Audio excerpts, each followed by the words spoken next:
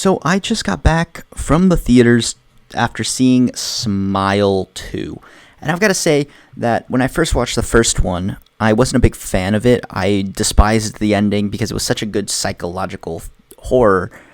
And when we saw the monster at the end, I was kind of let down because I was like hoping that we wouldn't see the monster. But technically, I guess it was all in the mind, so it's all good. I rewatched it. I liked it a little bit more on rewatch, mostly because I found out what other things pass as horror, and I didn't like those, so I decided to bump it up artificially. And this one is much of the same. The Smile Demon has now spread to a pop star who is getting ready to go on tour, and I really like how the story is handled.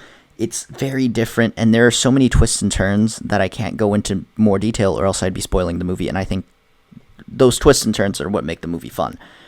So I'm going to give it a hand grenade score here on the story, just because of how interesting and slightly predictably unpredictable the movie is. There are many twists and turns that you can kind of see coming from a mile away because they're kind of tropes, but at the same time they're a little unexpected because you just don't really see it in this specific type of horror movie. So hand grenade score there. Cinematics are pretty good. I really liked some of the visual effects, although God, I did flinch a lot more in this movie than I did Terrifier, but there is a reason for that, and if you watch the movie, just know that I cannot needles, just know, and you watch the movie, you'll understand why I flinched more at this one than Terrifier, but solid groundwork, but there isn't too much. There's music, but I also think the pop music aspect of it was pretty underutilized, so I'm going to give it a Hot Pocket score here. Directing, I think, is the best part of this movie. I think the way it is directed is so good. I really loved a lot of the camera tricks, the shot composition. I just really enjoyed how Parker Finn framed some of these shots, and the decision to go sway one way and the other instead of cuts.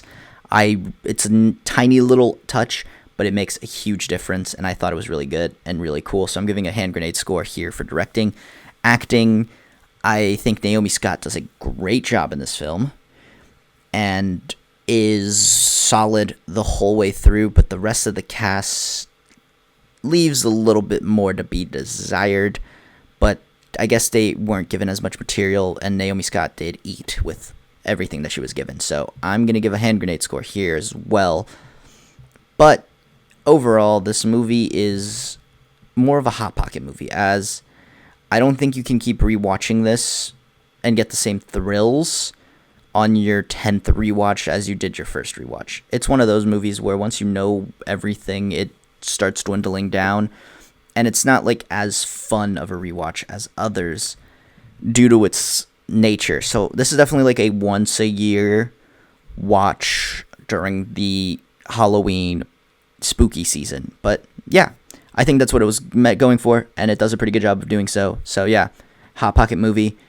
And that's pretty much all I have to say. If you enjoyed, leave a like, comment down below your thoughts on Smile 2 if you've seen it.